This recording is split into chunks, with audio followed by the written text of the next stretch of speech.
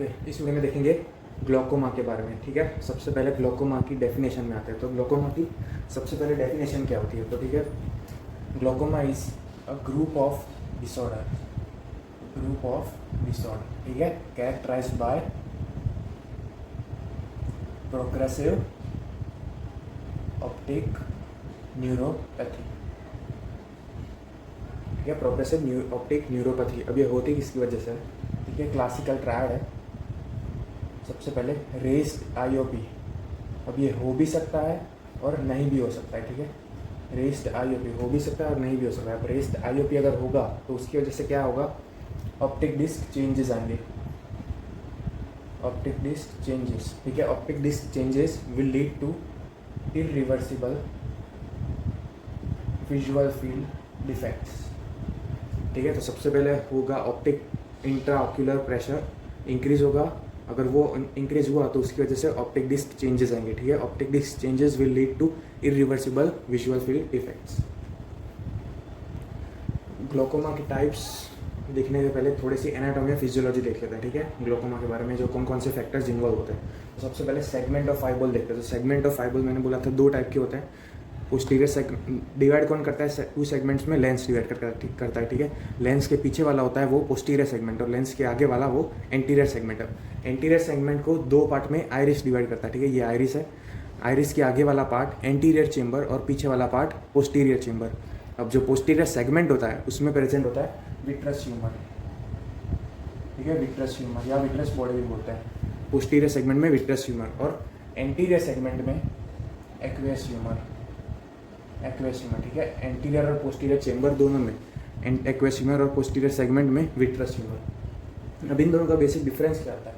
Aqueous humour और vitreous humour.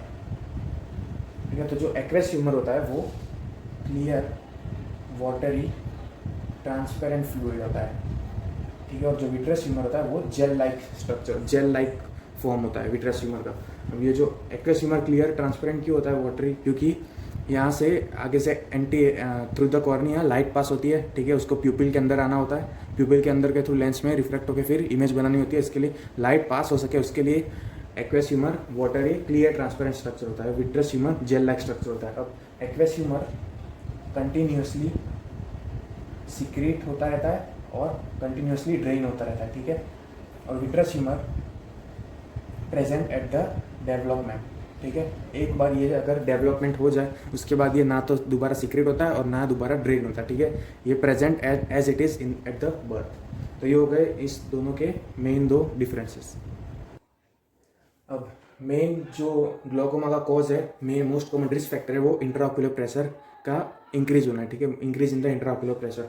वो basically होता है किसकी वजह से? एक्वेस ह्यूमर के सिक्रेशन की वजह से। ठीक है, या तो ड्रेनेज कम हो जाता है या फिर सिक्रेशन बढ़ जाता है, इसकी वजह से होता है। अब तो बेसिकली एक्वेस ह्यूमर के बारे में देखते हैं। तो एक्वेस ह्यूमर का वॉल्यूम कितना होता है? तो ठीक है, एक्वेस ह्यूमर एंटीरियर चेंबर और पोस्टीरियर चेंबर दोनों में प्रेजेंट होता है। ठीक है, तो एंटीरियर चेंबर ऑब्वियसली बड़ा है, इसलिए एंटीरियर चेंबर में 0.25 ml और पोस्टीरियर चेंबर में 0.06 ml। ठीक है, तो टोटल 0.31 ml होता है aqueous humour in the anterior segment. अब इसके बाद इसके फंक्शन देखते हैं। अब आई बॉल में एवेस्कुलर स्ट्रक्चर्स कौन कौन से? ठीक है, एक कॉर्निया है, दूसरा लेंस है। ठीक है, दोनों को ब्लड के थ्रू न्यूट्रिशन नहीं मिल रहा, इसलिए न्यूट्रिशन कौन प्रोवाइड करता है? ये एक्वेस ह्यूमर। सबसे पहले न्यूट्रिटिव फंक्शन।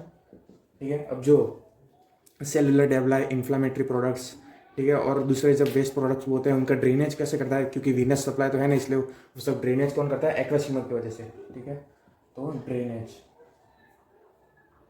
या कह सकते हैं क्लियरिंग फंक्शन या ड्रेनेज। अब थर्ड, जो एक्वेस ह्यूमर होता है और विट्रस ह्यूमर होता है वो प्रॉपरली इंट्राऑक्यूलर प्रेशर मेंटेन करके रखते हैं। ठीक है, जिसकी वजह से आई बॉल का ये जो प्रॉपर शेप है ओब्लेट स्फीयर, ये ओब्लेट स्फीयर शेप है, ये पूरा मेंटेन रहता है। तो ठीक है, maintenance of proper intraocular pressure which in turn provides proper shape to the eyeball। ये हो गए 3 फंक्शन। अब लास्ट फंक्शन ऑप्टिकल ट्रांसपेरेंसी। ठीक है, aqueous humour clear transparent watery fluid होता है, इसलिए वो ट्रांसपेरेंसी प्रोवाइड करता है जिसके थ्रू लाइट पास हो सके। Optical transparency. अब ये हो गए इनके 4 फंक्शन। सबसे पहले न्यूट्रिशन प्रोवाइड करता है, फिर उसके बाद जो सेलुलर डेब्राई इन्फ्लेमेटरी प्रोडक्ट्स वो सब ड्रेन करता है, उसके बाद प्रॉपर इंट्राक्यूलर प्रेशर मेंटेन करना, और लास्ट में ऑप्टिकल ट्रांसपेरेंसी मेंटेन करना। अब इसका रिफ्रैक्टिव इंडेक्स क्या आता है? 1.336, ठीक है, ये होता है इसका रिफ्रैक्टिव इंडेक्स। अब इसके कंपोजिशन के बारे में आता है। कंपोजिशन, मेनली कंपोजिशन जो इसका होता है वो होता है वाटर, ठीक है, 99% होता है वाटर। अब बाकी का 1% होता है वो सॉलिड प्रोडक्ट्स होता है या अदर प्रोडक्ट्स बोल सकते हैं। उसमें से क्या क्या प्रेजेंट होता है? प्रोटीन होता है, अमाइनो एसिड्स, आयंस होता है जिसमें सोडियम, क्लोराइड, बाइकार्बोनेट, ये सब आयंस प्रेजेंट होता है। Lastly other substance like ascorbic acid,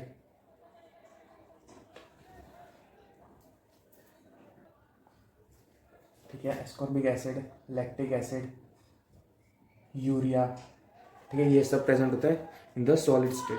protein जो प्रेजेंट होता है वो as a in a colloid form present होता है, ठीक है, बाकी सब सॉलिड स्टेट में। दूसरा ग्लूकोज भी प्रेजेंट हो सकता है, ग्लूकोज भी प्रेजेंट होता है।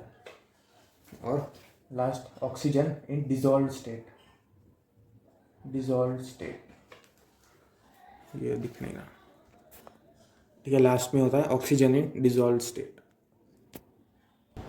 अब आता है एक्वस ह्यूमर के फॉर्मेशन में, ठीक है, एक्वस ह्यूमर का फॉर्मेशन होता है वो कैसे होता है।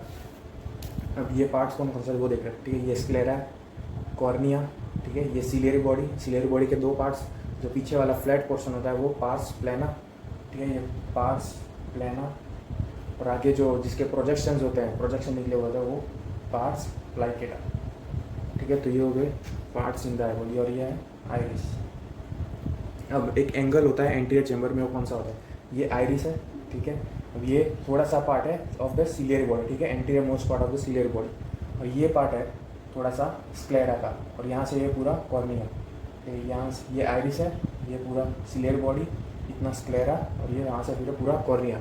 अब ये आइरिस और कॉर्निया इन दोनों के बीच में जो पूरा एंगल बना है इसको बोलते हैं आइरिडो कॉर्नियल एंगल या एंगल ऑफ एंटीरियर चेंबर, ठीक है, ये आइरिडो कॉर्नियल एंगल या एंगल ऑफ एंटीरियर चेंबर।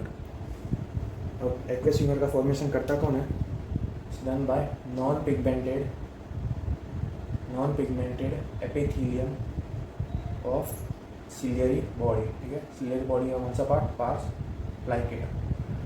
ये पार्स प्लाइकेटा, यहाँ पे नॉन पिगमेंटेड एपिथेलियम होता है ऑफ सिलियरी बॉडी, ठीक है, ये सीक्रेट करते हैं एक्वस ह्यूमर को। अब यहाँ पे प्रेजेंट होता है sodium potassium ATPase pump, sodium potassium ATPase pump present होता है, ठीक है। इसकी वजह से सोडियम जो है एंटर करता है और पोटेशियम होता है वो अंदर जाता है, ठीक है। तो यहाँ पे सोडियम आ गया। अब sodium is followed by negative ion, ठीक है, पैसिवली ट्रांसपोर्ट कौन होगा? क्लोराइड, यहाँ पैसिवली ट्रांसपोर्ट कौन होगा? क्लोराइड और बाइकार्बोनेट आयन। सबसे पहले through sodium potassium ATPase pump कौन होता है? सोडियम। उसके बाद जो पॉजिटिव कैटायन है इसकी वजह से जो एनायन हो गए वो अपने आप पैसिवली ट्रांसपोर्ट हो गए फ्रॉम द सिलियरी बॉडी, तो ठीक है, कौन आ गया? सोडियम और क्लोराइड आयन और बाइकार्बोनेट आयन, ये आ गए। अब इसकी वजह से जो ऑस्मोटिक ग्रेडियंट बना, ठीक है, यहाँ पे कैटायन और एनायन ज़्यादा हो गए, अंदर कम हो गए, इसकी वजह से डिफ्यूजन होगा और ऑस्मोसिस भी कह सकते हैं ऑफ द वाटर, ठीक है, इसकी वजह से वाटर आ गया। अब वाटर के साथ सेकेंडरी एक्टिव ट्रांसपोर्ट में और दूसरे कौन कौन से सब्सटेंस आएंगे? ग्लूकोज आएगा, ठीक है, प्रोटीन्स आएंगे, अमाइनो एसिड, एस्कॉर्बिक एसिड, ठीक है, बाकी सारे substance with secondary active transport, glucose, proteins, amino acid और एस्कॉर्बिक एसिड। इन शॉर्ट ये पूरा मिलके बनाता है एक्वस ह्यूमर। तो देखते हैं non pigmented epithelium of ciliary body, ठीक है, वहाँ पे सोडियम पोटेशियम एटीपीएस पंप होते हैं जिसकी वजह से सोडियम अंदर आता है और पोटेशियम बाहर जाता है। सोडियम एनायन है, उसके साथ which is accompanied by the negative charge ions, ठीक है, क्लोराइड और बाइकार्बोनेट आयन। अब इन दोनों की वजह से ऑस्मोटिक ग्रेडियंट बना, इसकी वजह से वाटर एंटर हो गया। अब through the secondary active transport glucose, proteins, amino acid और एस्कॉर्बिक एसिड और अदर सब्सटेंसेस आ जाते हैं in the interior segment of the eyeball, ठीक है। ये तो पूरा ये मिलकर बनाता है एक्वस ह्यूमर।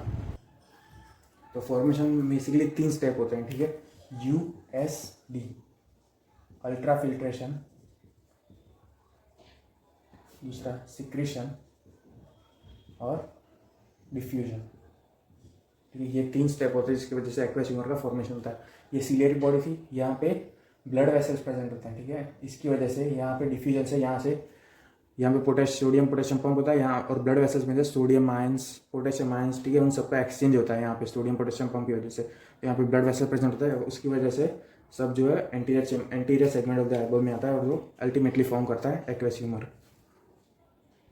फॉर्मेशन हो गया। अब इसके ड्रेनेज के बारे में देखते हैं। तो ड्रेनेज में 2 पाथवे होते हैं, ठीक है। ड्रेनेज के 2 पाथवे, सबसे पहला होता है ट्रेबेकुलर पाथवे, ठीक है। ट्रेबेकुलर जो main conventional pathway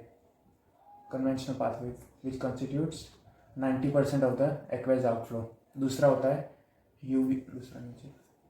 यूवियो scleral outflow, ठीक है, जो नॉन कन्वेंशनल होता है, वो अराउंड 10% के आसपास कंट्रीब्यूशन करता है इन द एक्वेस ड्रेनेज। अब ट्रेबेकुलर पाथवे होता है कौन सा है, तो ठीक है, सबसे पहले 5 देख लेते हैं। यहाँ पे ये है सिलियरी बॉडी, ठीक है। यहाँ पे जोन्यूल्स होता है, यहाँ पे लेंस होता है। अब सिलियरी बॉडी से एक्वेस ह्यूमर फॉर्म हुआ वो, ठीक है। सबसे पहले एंटर कहाँ पे होता है, पोस्टीरियर चेंबर में। पोस्टीरियर चेंबर के थ्रू यहाँ प्यूपिल होता है, ये दूसरा आइरिस, ये प्यूपिल सिलियरी बॉडी के थ्रू प्यूपिल में आता है, फिर प्यूपिल से ड्रेन होते होते एंटीरियर चेंबर में आता है। उसके बाद यहाँ पे ये जो कौन सा पार्ट है, कॉर्नियोस्क्लेरल जंक्शन, ठीक है, या बेस ऑफ द कॉर्निया कह सकते हैं। यहाँ पे प्रेजेंट होता है ट्रेबेकुलर मेशवर्क। मैश क्या होता है, बेसिकली एक जाली टाइप होती है, ठीक है, जहाँ से फिल्टर होके जो है एक्वेस ह्यूमर बाहर जाता है। यहाँ ट्रेबेकुलर मेशवर्क होना। अब इसके बाद प्रेजेंट होता है स्लेम्स कैनाल, ठीक है। स्लेम्स कैनाल जो एक कैनाल टाइप होता है, जो बेसिकली पाथवे प्रोवाइड करता है आगे जाने के लिए एक्वेस ह्यूमर को। स्लेम्स कैनाल के बाद कहाँ पे ड्रेन होता है एक्वेस ह्यूमर, यहाँ पे छोटी छोटी चैनल्स होती है, ठीक है, इसको बोलते हैं कलेक्टर चैनल्स। कलेक्टर चैनल या एक्वेस चैनल भी कह सकते हैं। ये सारी कलेक्टर चैनल या एक्वेस वेन्स कहते हैं, ये सब जाके ज्वाइन हो जाती है इन द एपिस्क्लेरल वेन, ठीक है, ये एपिस्क्लेरल वेन। तो सबसे पहले एक्वेस ह्यूमर फॉर्म हुआ सिलियरी बॉडी में, फिर वहाँ से पोस्टीरियर चेंबर में आया, उसके बाद वाया प्यूपिल कहाँ पे गया, एंटीरियर चेंबर में। अब एंटीरियर चेंबर में आके base of the cornea in the trabecular meshwork. उसके बाद स्लेम्स कैनाल, ठीक है, स्लेम्स कैनाल, फिर एक्वेस वेन्स, और ultimately in the episcleral veins. फिर फाइनल ये एपिस्क्लेरल वेन्स कम्युनिकेट कर जाती है इन द कैवर्नस साइनस, ठीक है। अल्टीमेट ड्रेनेज होता है इसका कैवर्नस साइनस में वाया ऑफ्थेल्मिक वेन। तो एपिस्क्लेरल वेन के बाद कैवर्नस साइनस, ठीक है, एपिस्क्लेरल वेन के बाद कैवर्नस साइनस। अब ये हो गया ट्रेबेकुलर आउटफ्लो या कन्वेंशनल आउटफ्लो। अब दूसरा है यूवियोस्क्लेरल आउटफ्लो, ठीक है, ये पूरा हो गया ट्रेबेकुलर आउटफ्लो। सबसे पहले सिलियरी बॉडी में फॉर्म हुआ, उसके बाद पोस्टीरियर चेंबर में, फिर पोस्टीरियर चेंबर के थ्रू प्यूपिल के द्वारा एंटीरियर चेंबर में एंटर हुआ, फिर एंटीरियर चेंबर में बेस ऑफ द कॉर्निया, ठीक है, वहाँ पे मेशवर्क, ट्रेबेकुलर मेशवर्क प्रेजेंट होता है। फिर उसके बाद स्लेम्स कैनाल, उसके बाद कहाँ ड्रेन होता है, एक्वेस वेन, और अल्टीमेटली इन द एपिस्क्लेरल वेन, फिर जाता है पूरा कैवर्नस साइनस में वाया ऑफ्थेल्मिक वेन। यह पूरा ट्रेबेकुलर आउटफ्लो। दूसरा है यूवियोस्क्लेरल आउटफ्लो। पोस्टीरियर चेंबर से एंटीरियर चेंबर में आया, और थोड़ा सा जो होता है एक्वेस ह्यूमर वो यहाँ पे आया। ये थोड़ा सा पार्ट है ऑफ द सिलियरी बॉडी, ठीक है। तो ये एक्वेस ह्यूमर वापस सिलियरी बॉडी में चला जाता है। अब सिलियरी बॉडी इसके बाद आता है कोरोइड आता है, ठीक है। उसके ऊपर कोरोइड और स्क्लेरा के बीच में होती है सुप्राकोरोइडल स्पेस,